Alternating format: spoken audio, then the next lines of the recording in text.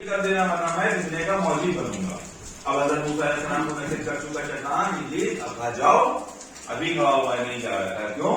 اب جاؤ نصیحتیں کر چکے اب جاؤ سنی نصیحت میں جاؤ. کہا نہیں ہم نے آپ کو 3 نصیحتیں دی ہیں اس کے جواب میں خداوند عالم سے دعا کریں پروردگار مجھے معاف کر دیں. اس کی عوض میں جو میں نے آپ کو نصیحت دی کیا میرا حق بنتا ہے آپ کے اوپر کہ آپ خداوند عالم سے دعا کریں پروردگار مجھے معاف کر دیں.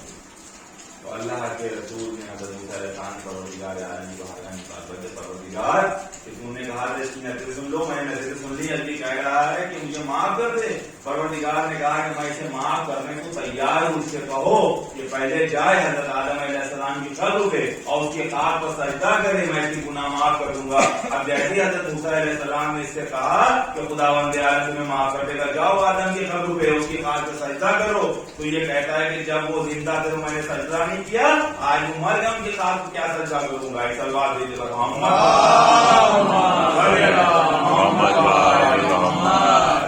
یہ تقبل جو انسان کو جہنم تک پہنچا دیتا ہے. آپ دیکھیں کہ اس کی ساری عبادت ایک پل کا تصور اس کو باہر کر دیا. خداوند عالم نے ہماری ہدایت کے لیے اور 1,24,000 انبیاء دین اسلام اللہ کے سب سے نزدیک کوئی دین ہے تو اللہ اسلام. اسلام کے کیا کہنے ہیں اسلام کیا دیکھیں دنیا میں تمام سا دین موجود ہے کہ جہاں جہاں آبادی ہے وہاں وہاں کوئی نہ کوئی دین موجود ہے. کوئی ستارے کی پوجا کرتا ہے جس کا وہی کہتے ہیں. کوئی آگ کی پوجا کرتا ہے جس کو مجوسی کہتے ہیں. کوئی سورج کی پوجا کرتا ہے. کوئی پتھر کی مورتی کو بنا کے پوجا کرتا ہے.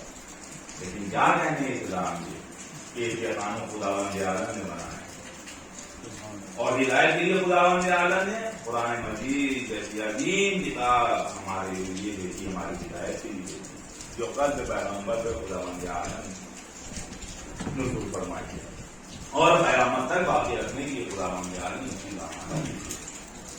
خداوند عالم نہیں چاہتا کہ ہم گمراہ ہوں. خداوند عالم ہماری ہدایت کے لیے خداوند عالم ہماری ہے رحمت الرحیم ہے. خداوند عالم نہیں چاہتا کہ ہمیں روز قیامت کی مصطفیٰ ملے. اس لیے اس نے مہاجی کے لیے کوئی ہوئے زمین پر کوئی ایسا وقت نہ تھا کہ جس دن جب کوئی نہ کوئی نبی اور پیغمبر موجود نہ ہو اور وقت بے وقت اس میں بڑے کسی نہ کسی اوقات کے اوپر ایک بڑے رسولوں کو بھیج جائے تاکہ وقت کے بڑے سے بڑے ظالم اور جاوید بادشاہوں سے لڑ سکے انہیں زیر کر سکے اور لوگوں کو بھولا ہوا طرف جا کے رہ سکے. یہ سلوات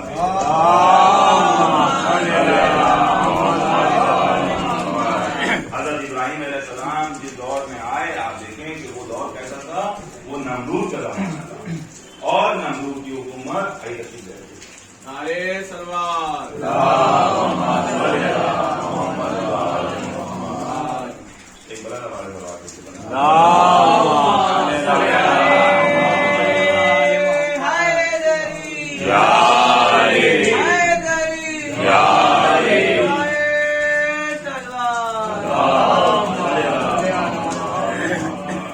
نمرود کی حکومت کی پوری دنیا کے اوپر.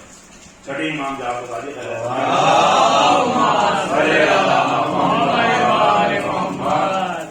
اشارہ فرماتے ہیں کہ 4 ایسے افراد گزرے ہیں دنیا پر کہ جن کی حکومت پوری دنیا پر حکومت تھی. جن کی حکومت پوری دنیا پر تھی.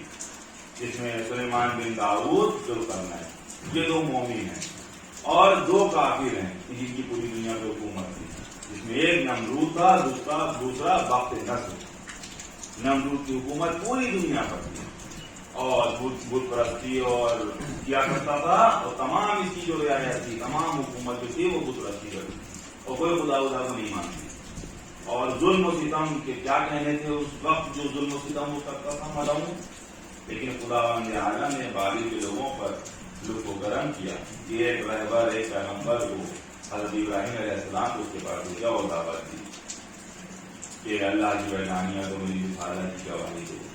لیکن اس نے حضرت ابراہیم علیہ السلام نے بڑی کوشش کی بہت محبت آمیز گفتگو سے کلام کیے لیکن کوئی اس پہ تیار نہ ہوا. خداوند عالم اور رحمان رحیم کیا کہنا اس کی قدرت تھی. ابراہیم علیہ السلام سینا سے پڑا تو جن بتوں کی پوجا کرتا تھے وہ لوگ بابل کے لوگ اور انہی بتوں کو ابراہیم علیہ السلام توڑ دیتے تھے. جی اور جب وہ بولے باپ آذر وہ جو بتوں کو لڑاتے تھے کہا جاؤ کہ لے جاؤ تو زمین پر کھینچتے ہوئے لے کے جاتے تھے، کہتے یہ بت لے لو، جھوٹے خداؤں کو لے لو، نہ یہ بول سکتے ہیں نہ یہ سن سکتے ہیں، سلوات دے کے بتاؤں۔ اور ان لوگوں نے جا کے شکایت کی نمرود سے کہ ایک لڑکا ہے ابراہیم نام ہے جو بتوں کو توڑ رہا ہے، ہمارے خداؤں کی بے حرمتی کر رہا ہے۔ اچھا بلاؤ، جب بلایا گیا ابراہیم علیہ السلام تو ابراہیم علیہ السلام نے پوچھا کیا کہ تمام بت تم نے توڑے؟ تمام بتوں کو چکنا چور کر دیا اور ایک بت کو چھوڑ دیا، جو بڑا بت تھا بڑی مورتی کو چھوڑ کے باقی سب کو چکنا چور کر دیا۔ پوچھا کہ تم نے ہی سارے بتوں کو توڑا ہے؟ کہ نہیں، جو بڑا بت ہے کس نے سارے بتوں کو توڑ دیا؟ سلوات دے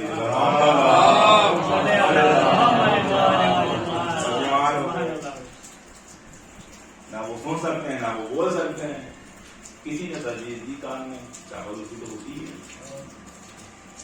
ایسے آگ جلا دیے، اچھا اسے قید کر دیے، انہیں قید کر دیا گیا اور ایک دن مقرر کر دیا گیا جس دن آگ میں بھیجا جائے گا۔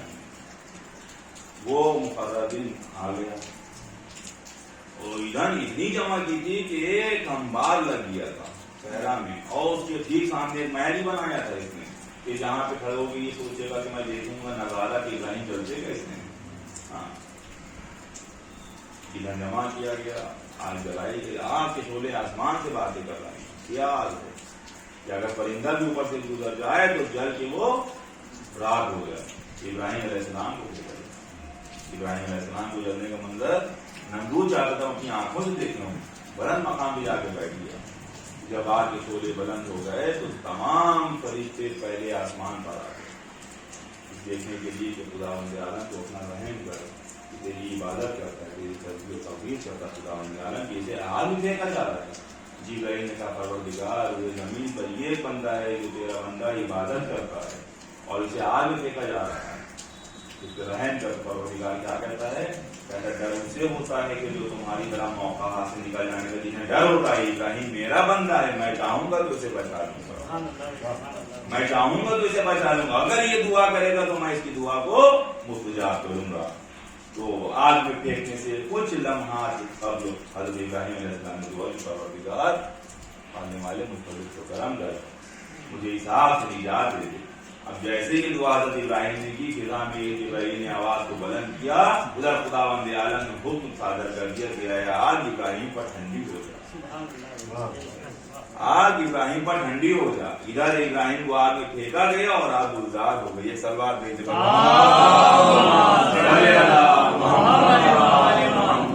عشق ہے، آپ دیکھیں کہ یہ عشق ہے، یہ معرفت ہے، یہ حقیقی معرفت ہے۔ خداوند عالم فرشتوں نے یہی تو کہا پروردگار جو ہزاروں ہزار نعمتیں تمہاری ابراہیم کے ساتھ ہیں، اس وجہ سے ابراہیم تمہارے دوست ہیں؟ کہا نہیں، اس وجہ سے دوست نہیں ہے، حقیقی طور پہ ابراہیم نے ہمیں شناخت کیا، ہمیں پہچانا ہے، اس لیے میرا دوست ہے۔ کہا دیکھنا چاہتے ہو فرشتوں کے ساتھ، دیکھنا چاہتے ہو فرشتوں کا مالک دکھا دے، تو فرشتوں نے کہا مالک دکھا دے، تو جبرائیل کو حکم دیا، کہا جبرائیل جاؤ اور جانے کے بعد ابراہیم کے پاس جا کے مجھے پکارو ذرا دیکھو۔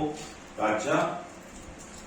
جبرائیل آئے، آنے کے بعد کیا دیکھا کہ صحرا میں ہے ابراہیم علیہ السلام، اور ابراہیم علیہ السلام بہت ہی محنت کش انسان تھے اور ان کی زندگی کا ایک حصہ بھیڑ بکریاں پالنے میں اور دوسرا کھیتی باڑی کرنے میں گزرا، اور خداوند عالم کی رحمانیت سے اور خداوند عالم کی نعمتوں سے اور بہت بڑی تعداد ان کی بلے کی، جیسے کہتے ہیں کہ اس وقت کا بہت بڑا کوئی اربپتی آدمی سلوات دے دے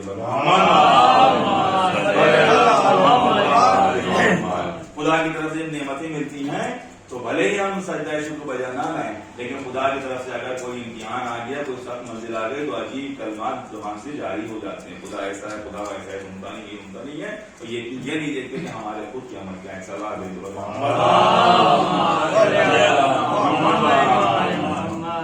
حکم دیا کہ فرشتوں سے کہا کہ دیکھنا چاہتے ہو؟ کہاں دیکھنا چاہتا ہوں مالک؟ اچھا۔ ابراہیم سے کہا جاؤ جبرائیل ابراہیم کے پاس جا کر کے مجھے پکارو۔ آئے جبرائیل، کیا دیکھا کہ صحرا میں ہے، بھیڑ بکریوں کے ساتھ ابراہیم تشریف فرما، عبادت کرنا۔ آنے کے بعد اس کیڑے پر بلند کیڑے کو پہنچے، اور پہنچنے کے بعد وہ جوان آواز دیتا ہے، کہتا ہے سبحان قدوس رب الملائکۃ والروح، پاک منظر روحوں اور فرشتوں کے پروردگار بس جیسے ہی آواز ابراہیم نے سنی کہ ابراہیم کے اوپر ایک عجیب کیفیت طاری ہو گئی اور عجیب حال ہو گیا کہ کون ہے جو میرے محبوب کا نام لے رہا ہے. اتنا خوش ہوئے کہ ان کی کیفیت روایت میں لکھی نہیں گئی بلکہ یہ بتایا گیا کہ ابراہیم پر ایک ایسی کیفیت طاری ہوئی کہ ابراہیم تلاش کرتے اس جوان تک پہنچے اور پہنچنے کے بعد کہا کہ آپ نے میرے محبوب کا نام لیا ہے؟ تو وہ جوان کہتا ہاں میں نے ہی آپ کے محبوب کا نام لیا. کہا ایک بار اگر اور کہہ دیے تو میں اپنے غلے کا تیسرا حصہ آپ کو دے دوں. اتنی بڑی ملکیت ہے ابراہیم کی. وہ کیا کہہ رہے ہیں کہ میں اپنے غلے کا تیسرا حصہ آپ کو دے دوں گا. تو ایک بار اگر اور کہہ دیے وہ جوان پھر کہتا ہے سبوح قدوس رب الملائکۃ والروح. سنا لیکن خوش ہوئے لیکن ابھی دل نہیں بھرا. اپنے محبوب کا نام سننے سے بھی دل نہیں بھرا. لوگ ہم سے کہتے ہیں کہ آپ علی علی علی علی کیوں کرتے ہیں؟ میں کہوں جتنا بھی کروں لیکن دل نہیں بھرتا. ایک سوال دے کے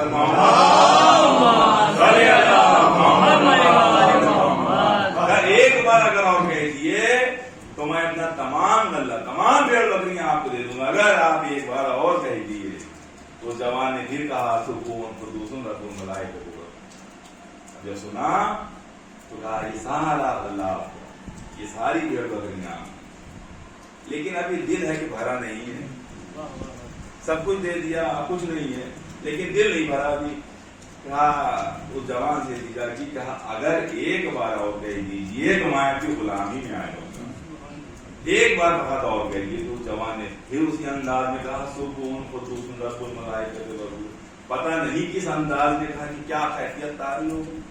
کہا آپ کا ہم پر حق ہے اور تمام بھیڑ بکریاں یہ آپ کی ملکیت میں اور میں بھی آپ کا غلام ہے. اب آپ کا مجھ پر حق بنتا ہے. تو اس جوان نے کہا کہ مجھے تمہاری دوستی کی اور آپ کی کوئی ضرورت نہیں. میں خدا کی طرف سے بھیجا ہوا فرشتہ جبرائیل ہوں اور خدا بند عالم نے مجھے بھیجا اسی لیے تھا کہ میں دکھا سکوں فرشتوں کو کہ حضرت ابراہیم علیہ السلام کس قدر خدا سے محبت کرتے ہیں اور آپ کو حق ہے کہ آپ خدا بند عالم کے خلیل رہے. سلوات بھیجو.